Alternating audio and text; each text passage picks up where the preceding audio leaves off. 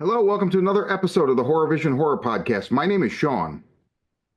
And I'm John, and I know things that would make Sir Isaac Newton crawl back into his mother's womb. And I'm Missy. And we are going to talk about Robert Eggers' The Lighthouse. No, I'm kidding. Nosferatu. And The Lighthouse might come up. We're going to talk about Nosferatu. We're going to go spoiler free. We may give you the sound of a chainsaw and a warning that we're going to go into spoilers. First and foremost, I'd like to just get everybody's reactions. Um, John, I know you were looking forward to this movie probably more than anybody I knew, including myself, and I felt pretty pumped. But I was also very, like, I don't know, very calm about it. I didn't have like a fervor.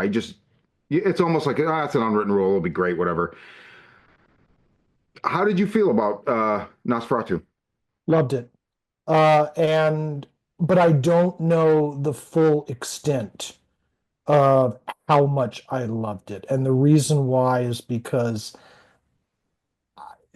Eggers just crams so much into every scene and every frame, so much detailed, so densely packed and tightly wound that I still have not had a chance to unpack everything from that movie. And I've only seen it like 2 days ago. So I don't know. I could have a different opinion a month from now. But for now, yeah, I loved it.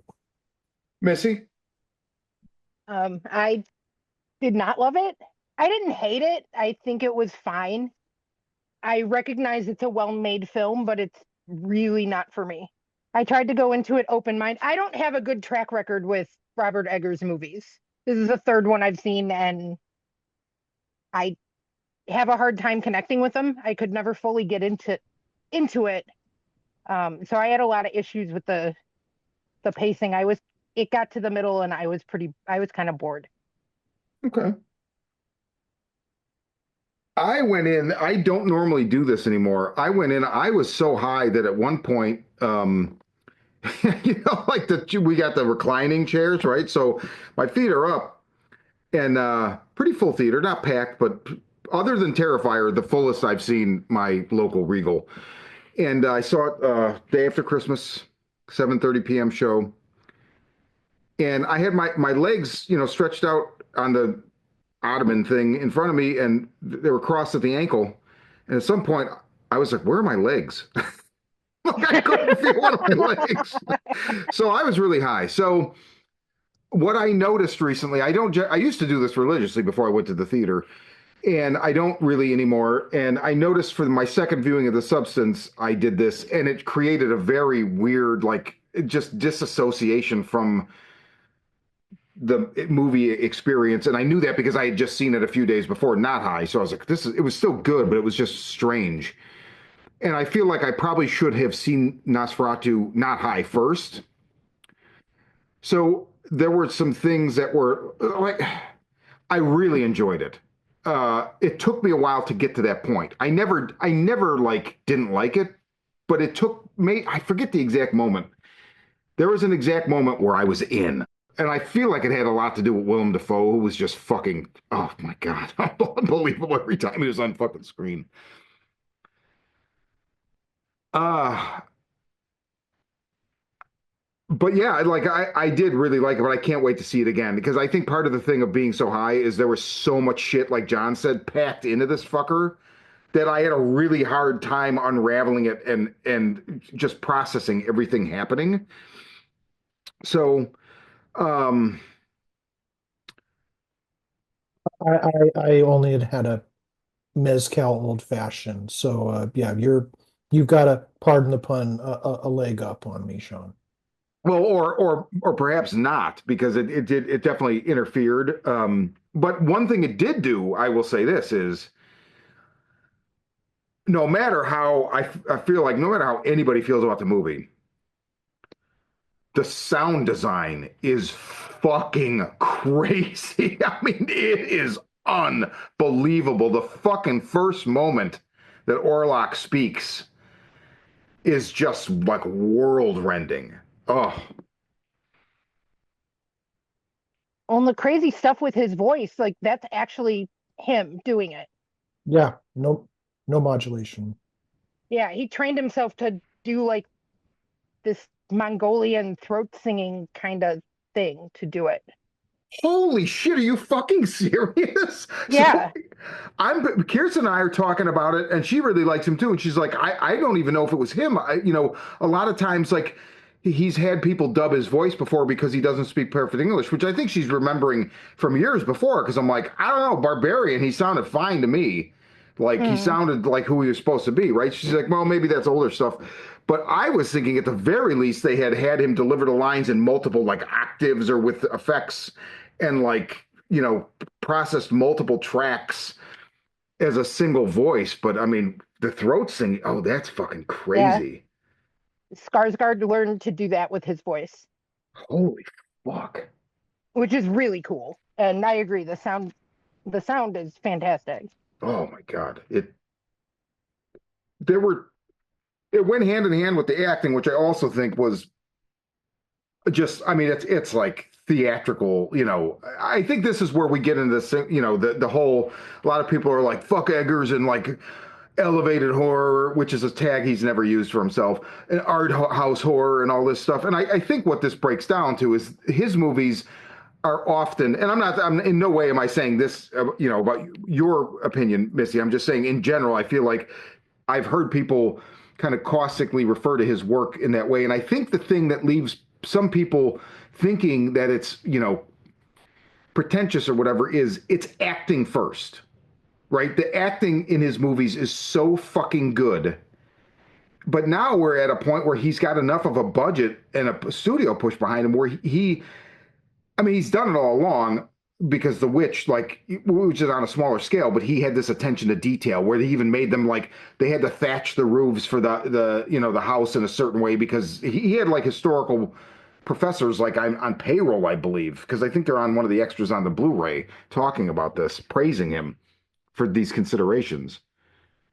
I mean, I Um, recognize him as a very good director. mhm. He just his the three movies I've seen The Witch, Nosferatu, and half of The Lighthouse. It put me to sleep. Um, and honestly, Nosferatu, about halfway through, I had to get up and refill my soda and go to the bathroom and just walk for a minute because I was going to fall asleep.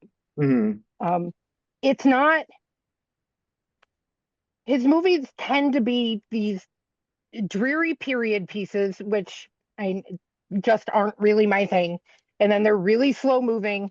They have a payoff at the end, but half the time, by the time I get there, I never become invested in it because I think he puts his efforts into creating like this mood, atmosphere, ambiance, but I can never seem to connect to the characters. Okay. And it just seemed the pacing it loses me somewhere in the middle.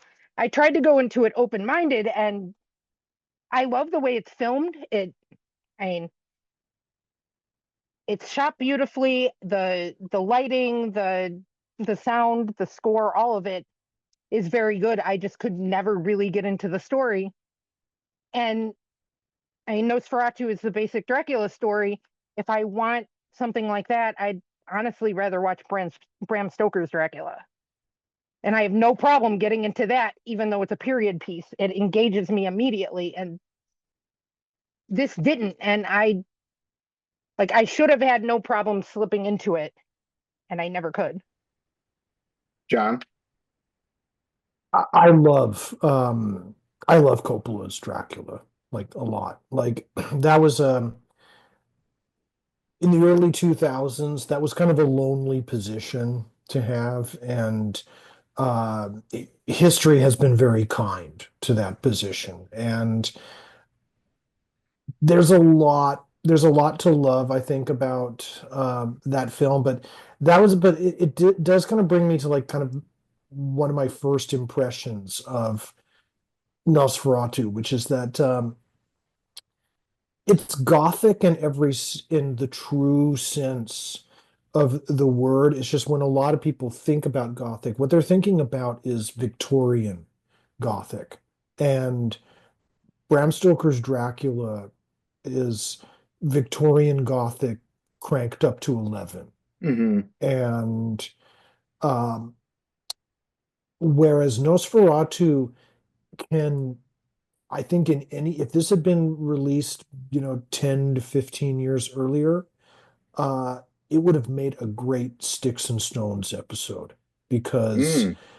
this is just like The Witch. He's approaching this as folk horror, and I love just sort of how stripped down it is, and just like really kind of removed from the whole like the whole concept of like the vampire being like the handsome nobleman Hmm. that Mhm. we get in John Polidori's original book, The Vampire, and then of course Bram Stoker's novel, and like all the way up to fucking Twilight Hmm. is nowhere to be found here. And this is something different because the novel Dracula would I've read like 7 or 8 times.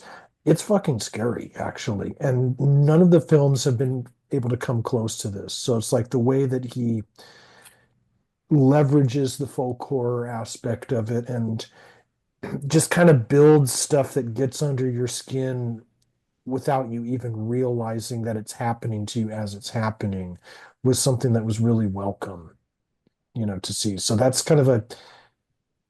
really my first impression of it, my first starting point of it. Um, I will, I guess one thing I will speak to, Missy, I totally get what you're saying. And I would also, to just speaking to that, I would say that if I had, if there was one issue that I would pick with the film, that I have with the film, and I saw this with Ray, and we were talking about it afterward, because this is really, I mean, because all of Robert Eggers' films are based on prior source material in some fashion. Like The Lighthouse is based on like series of short stories, and um, Northman is Hamlet, and this tale of Amreth and all that. And this, of course, is based on Dracula. But it kind of is moving like this is where it truly is not an original story that Robert Eggers is bringing into the fray. I think it's because of that fact and that we kind of have a set of expectations built around it. Um, I wasn't, I didn't feel as surprised or taken aback as much as I felt that I should have. Whereas, like, The Witch surprised me at every turn. The Hmm. Lighthouse, which I think, looking at all of his films, I'd say Nosferatu is not my favorite Eggers film. I think The Lighthouse is, but um, like The Lighthouse, there was that kind of and The Witch, there was that euphoria of the newness, and which I didn't get with The Northman, and I got a little bit more with Nosferatu, but not as much as I would have liked. Oh, So if I well had a said. if I have a bone to pick with Eggers with this film, that would be it. That did also. I had said to somebody beforehand, well, it's him doing Nosferatu, which is basically Dracula, but I think it's because it's Eggers, it's not going to be exactly what we think it's going to be, and it was. I mean, it's beat for beat the same Mhm. story. So that bummed me a little bit. I mean, but he moves within it in different aspects, right? Yeah. It's not like it's Oh, he exactly what does. you've. He definitely does. And there's like one thing that I was when I went into the film that I was looking for, and I can get I can go into greater details on this like when we get into spoilers, but I was wondering when I went into the film, like, okay, are there going to be elements from the novel that have not found their way into film adaptations that Eggers is going to use? And he did. So Hmm. that was that was welcomed. Yeah, I could see that, and I mean, he would definitely be the guy to do it. There were things that felt, like the shadow, I like like the I. shadow. But I mean, that way I was kind of like, and I know this is the wrong way to look at it, but like I too love Francis Ford Coppola's Dracula, and I kind of felt like he did it, although like that's a stupid way to look at it because it's kind of an integral part of the lore now. But The whole concept that if you're in the presence of something pure evil, like a vampire, the laws of physics don't work properly. You know right, that, and I mean that was original when Coppola did that, and now it's almost expected with any vampire movie. Like even Right. something like Interview with the Vampire kind of plays around with that idea with Hmm. like the when like Louis first becomes a vampire, the statue comes to life for a brief second and then returns to a statue. well, and like I picture the Simpsons Treehouse of Horror where they did Dracula, right? And it was like Oh, Mr. Mr. Burns, and it's like Burns. he's doing one thing and his shadow's doing a yo-yo or whatever, Yeah. like it's so ubiquitous now. But it was like I really did dig the scene though, where it was like him stretching his hand over like the cityscape, and so you're Hmm. seeing it, the shadow becomes detached from him, and you're seeing his influence spread. Like I thought that was really cool. Yeah, I like that. And I was thinking the same thing about Interview with the Vampire, but not the same scene. The scene where Louis meets the the vampire with the top hat, that where they do the theater. They Yeah, do a Santiago. shadow thing like on the wall and in the tunnel. Yeah. God, that's such a good movie as well. I haven't seen that since the theater. It's one of those and not to keep dragging this back to Coppola, but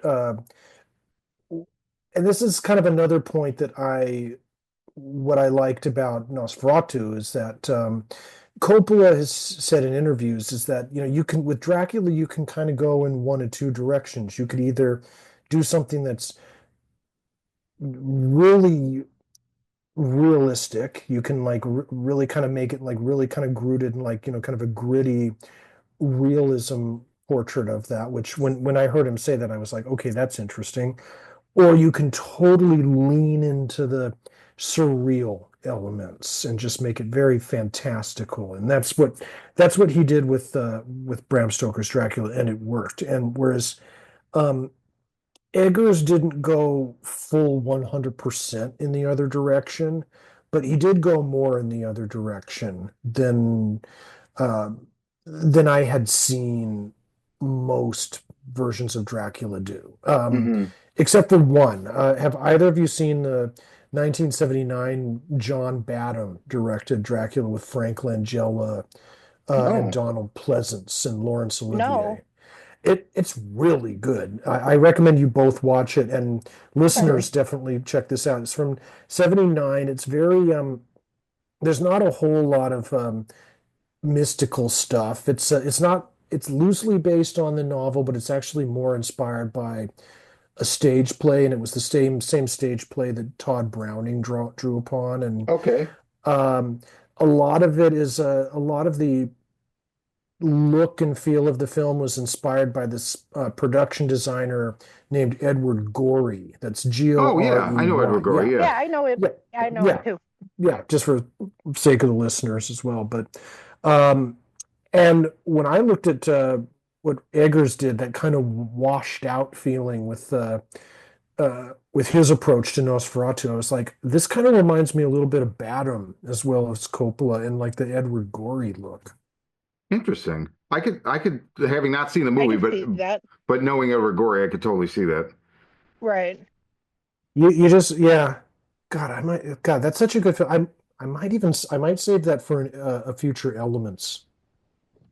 But yeah, Okay. that would be great, actually.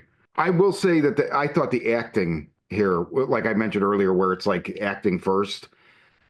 I, my God, like there were some things where I just didn't know, especially Lily Rose Depp, who I don't know anything about her, right? But there were movements that she made, and where I was like, they had a very visceral reaction to her physical act. Like it's a very physically acted film. I felt like, and I thought everybody did just an unbelievable job. Nicholas Holt was fucking great. Aaron Taylor Johnson was great. I mean, Ralph Ineson. Oh my Yeah, God. from The Witch. Yeah, So can I just tell you the whole fucking movie? I knew who it was. The whole fucking movie, he looks so much like this guy that was on Barney Miller, Steven Landsberg. He looked just fucking like him. It was driving me crazy. I'm like, I would be watching a scene going, Sean, it's not the fucking guy from Barney Miller. But in my head, I'm like, oh my God, what's he been doing since Barney Miller? I thought he was dead. It was so crazy. But and then Defoe. I mean, Jesus Christ, he was so good. He was so fucking good. yeah. And Skarsgård too. He was. Well, I yes, mean, yes, he. yes. I didn't mean to leave him out, actually. I like that he. I mean, I like that he played Nosferatu as a monster. I mean, I like that they leaned more into that because we always get like the dashing Yeah, kind of Dracula. So I did think that was cool. And when you do get to see him, he looks cool.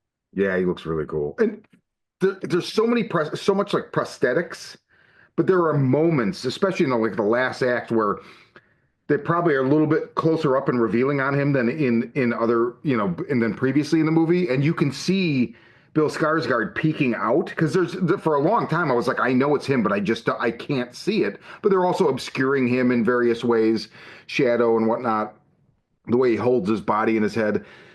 But there were a couple moments, and it made it even creepier that I could see him in there. It was just a really, really stellar performance.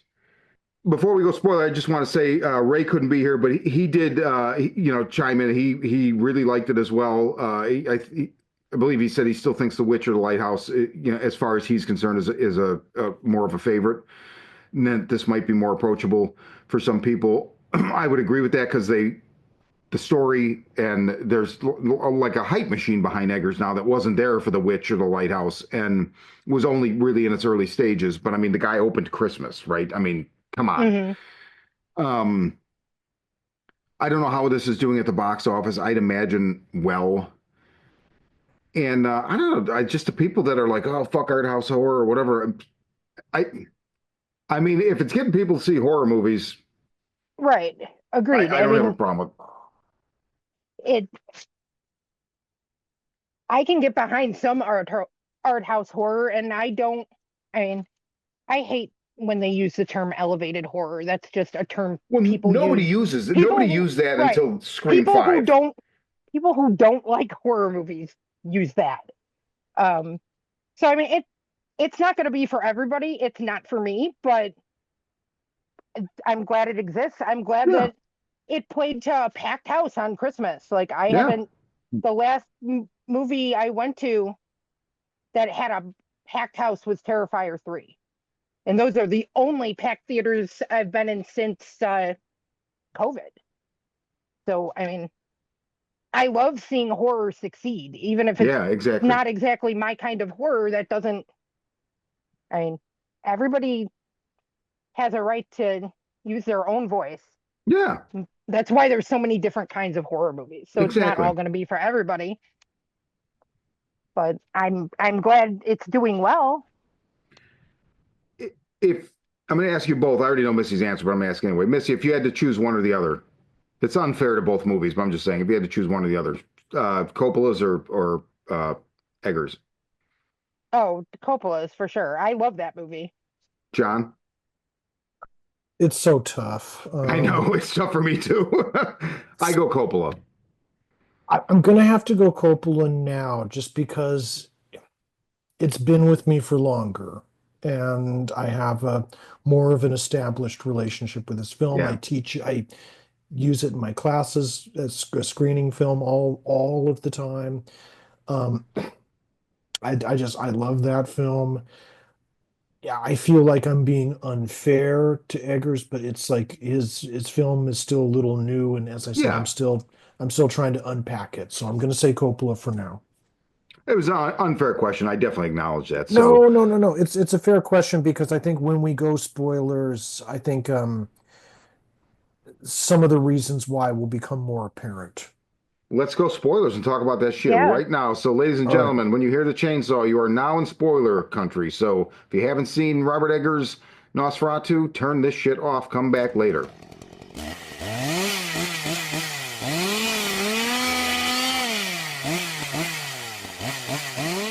Okay, John, talk spoilers. Okay.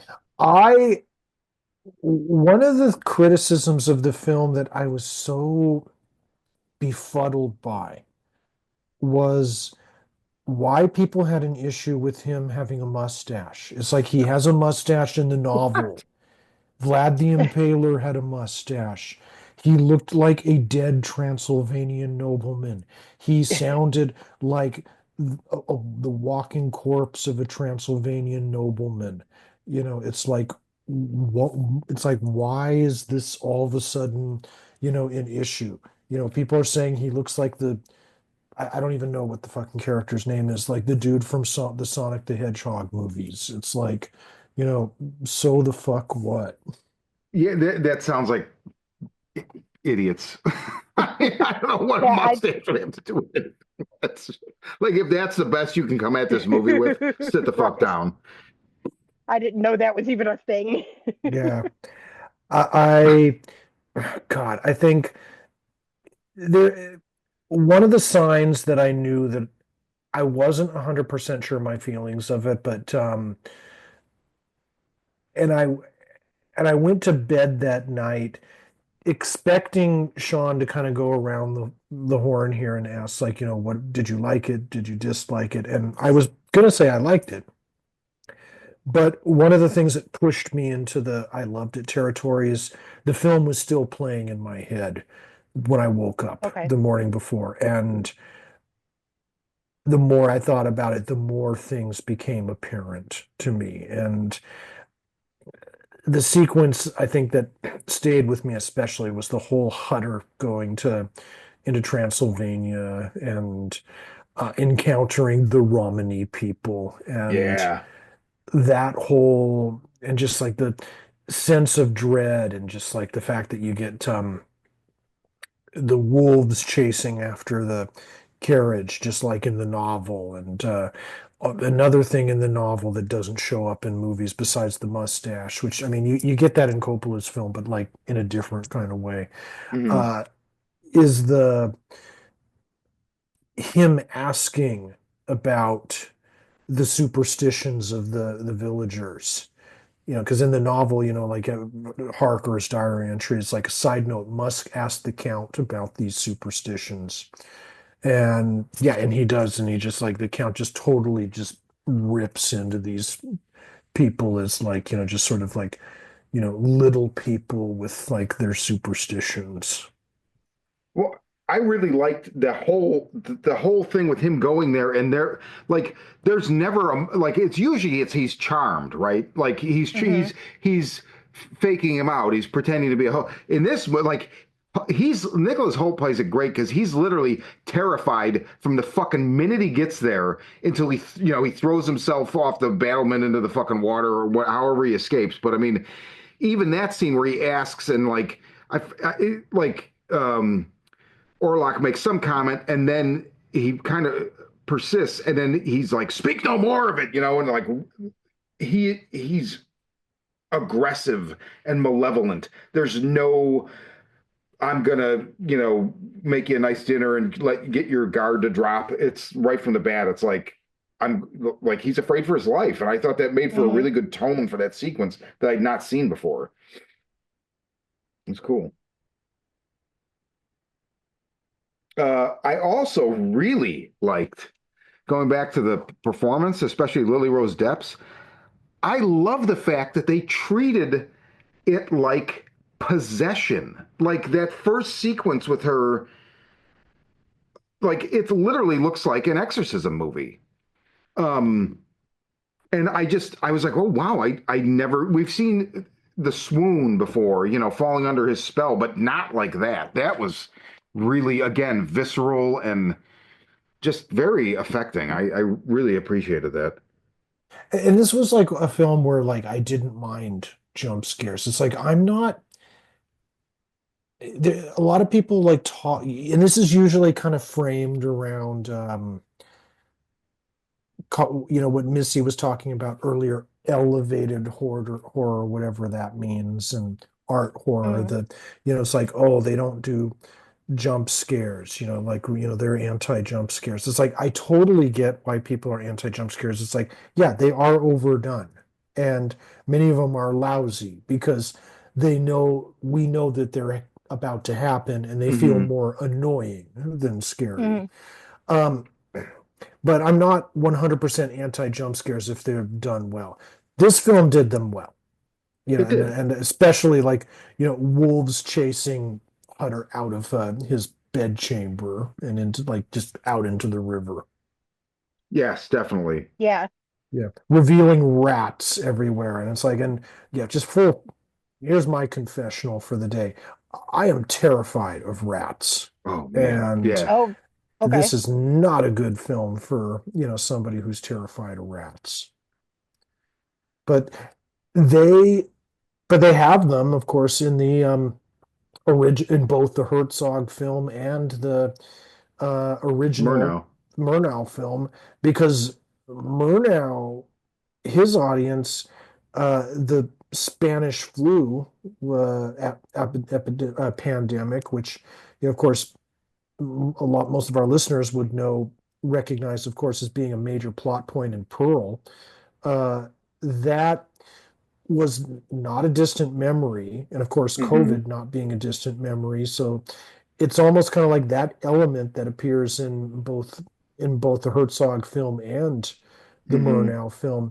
Uh, Eggers untethers that idea and gives its own life.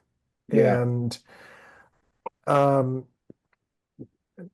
question for both of you. I was curious about your take on this. One thing that two things that I kept turning to over and over again, this idea of provenance that Knock keeps, saying over and Hmm. over again, and how they say, and this kind of like really goes to like sort of like the weird metaphysical aspects that he borrows from Coppola, that he like, and Ellen even says that Count Orlok, he is infinity, like he's described as infinity, in this film. I was like, wow, okay, this is the first time I've heard him being described in such a way, but this works. And it kind of goes more back to it being an element of folk horror than being like the Victorian Gothic concept of vampirism that we're familiar with.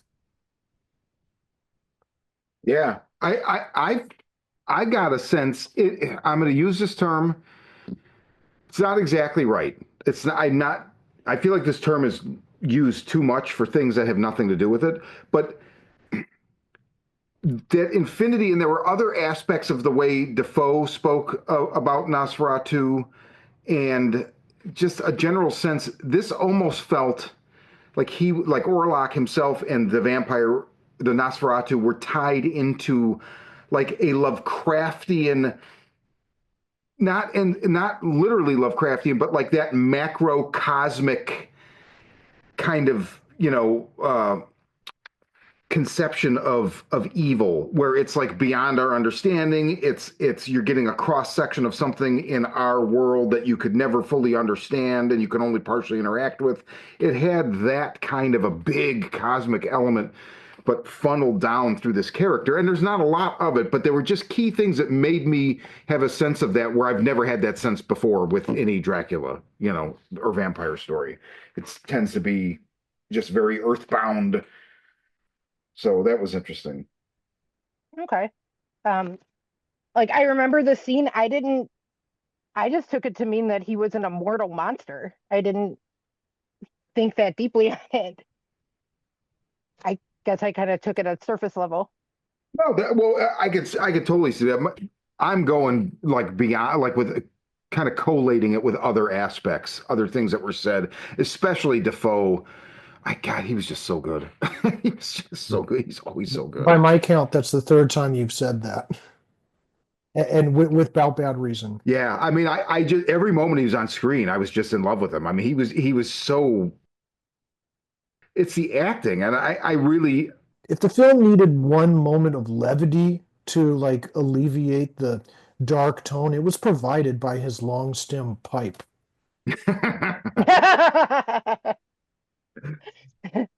Yeah.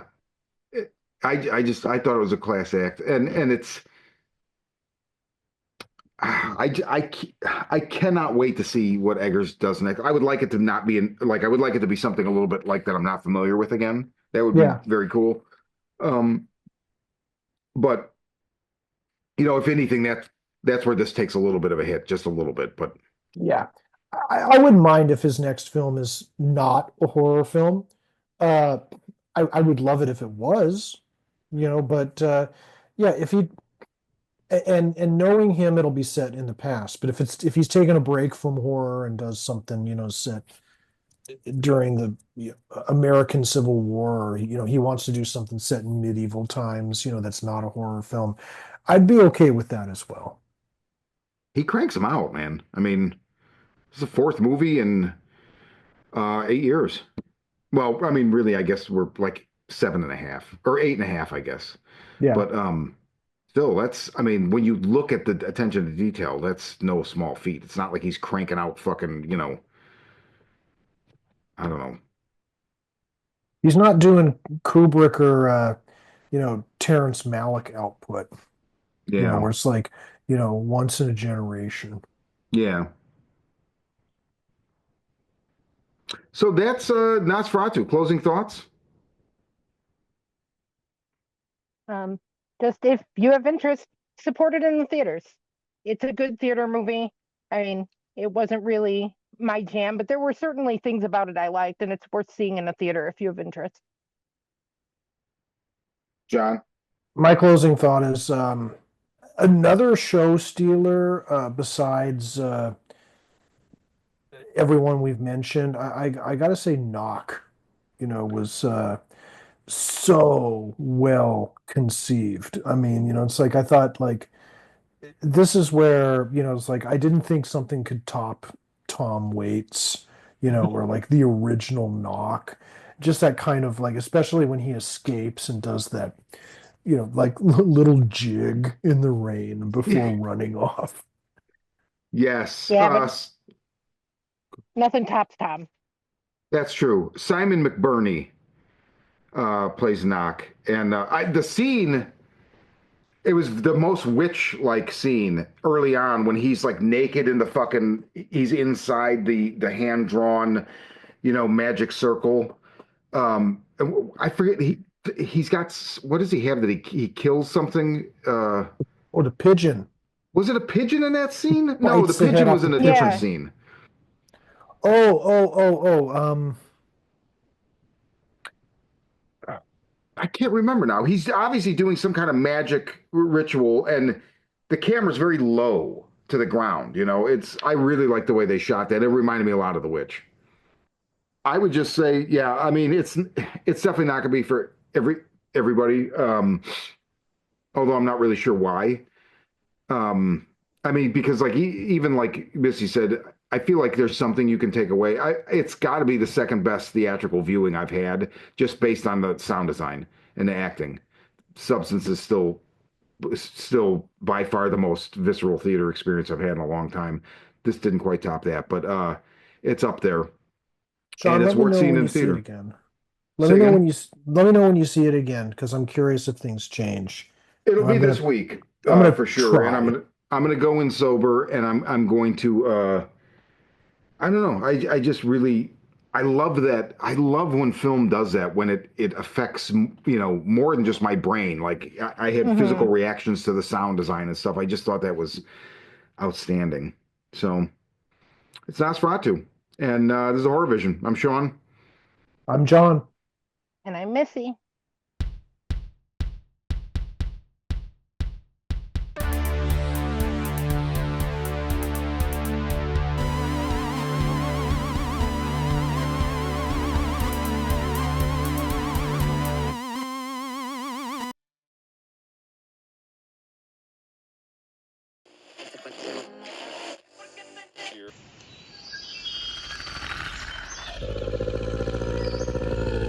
hapless teenagers beset by demons in the woods.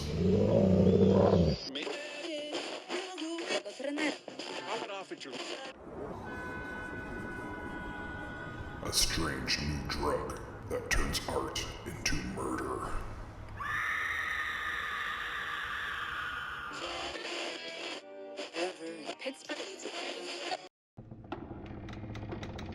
A can't beat a deal on a new house with a horrifying past.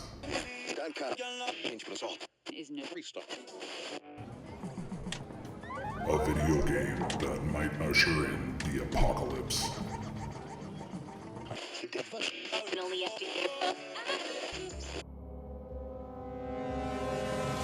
From the demented mind of Sean C. Baker, author of a collection of desires, Shadow Play, and Murder Virus, comes Volume 4, collecting Baker's no sleep work along with several never-before published short stories. This 99-cent volume also includes the opening chapter of the author's forthcoming teenage giallo novel, Black Gloves and Broken Hearts, due out later this year.